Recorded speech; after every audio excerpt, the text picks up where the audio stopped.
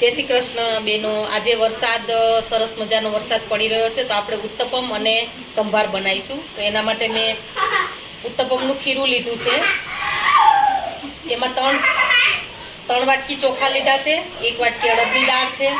એને મેં 5-6 કલાક પલાળી અને પીસી લીધું છે। પીસવામાં થોડી છાશ એડ કરી છે, એટલે આથો સરસ આવે। પીસાઈ ગયા પછી મેં 1 વાટકી જુવારનો લોટ એડ કર્યો છે।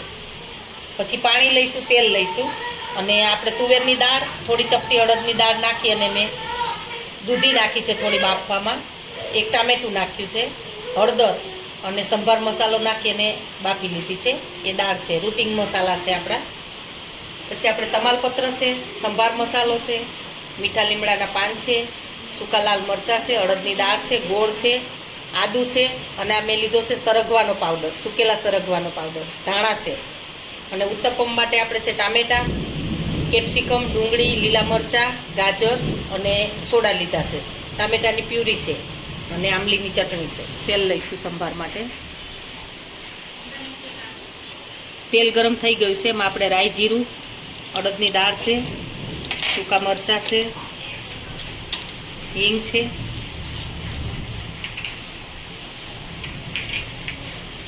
અડદની દાળને આપણે બ્રાઉન કલરની થવા દઈશું। સંભારમાં અડદની દાળનો વઘાર સરસ લાગે છે।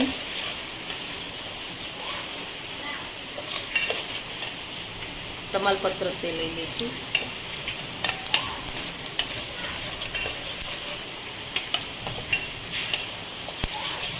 દાળ આપણી જો બ્રાઉન કલરની થવા આવી છે, તો એની અંદર આપણે મીઠા લીમડાના પાન લઈશું, આદું છે,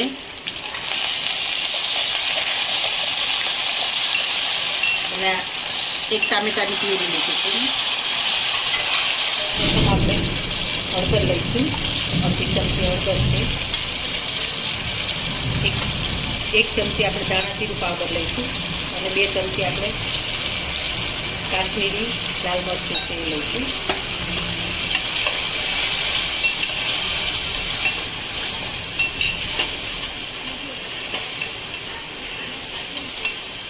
તેલ છૂટું પડવા દઈશું આપણે। તેલ છૂટું થઈ ગયું છે આપણું, તો આપણે એની અંદર હવે બાફેલી દાળ લઈશું।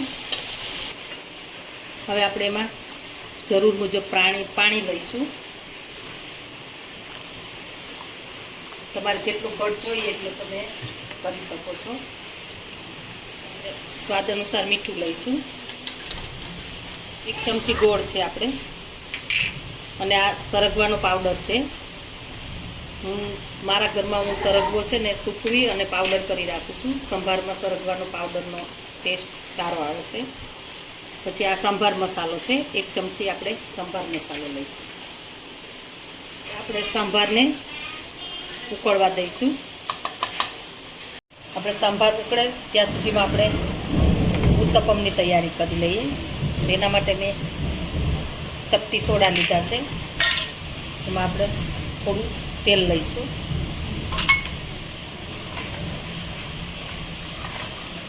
સ્વાદ અનુસાર મીઠું લઈશું। આપણે આમાં જુવારનો લોટ એડ કર્યો છે, એટલે આપણે હેલ્ધી પણ થશે ઉત્તપમ। ખીરું તૈયાર છે આપણું। હવે આપણે ઉત્તપમ ઉતારીશું। હવે આપણે એની ઉપર ગાજર એપ્લાય કરીશું થોડા,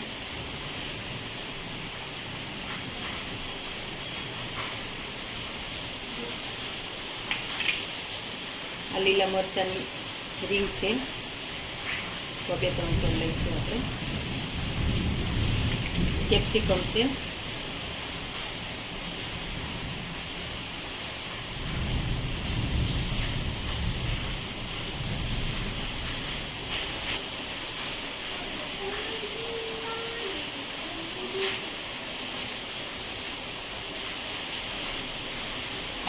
અને ટામેટાં છે, ધાણાના લઈશું।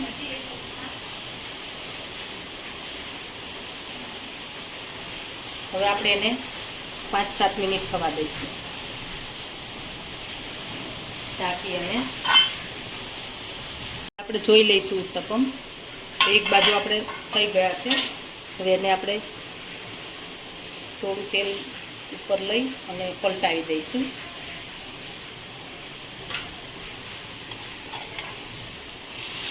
હવે ફરી પાછા આપણે એને થવા દઈશું 2 મિનિટ.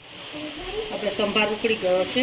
હવે એની અંદર આપણે આંબલીનું પલાળીને એનું પાણી લીધેલું છે.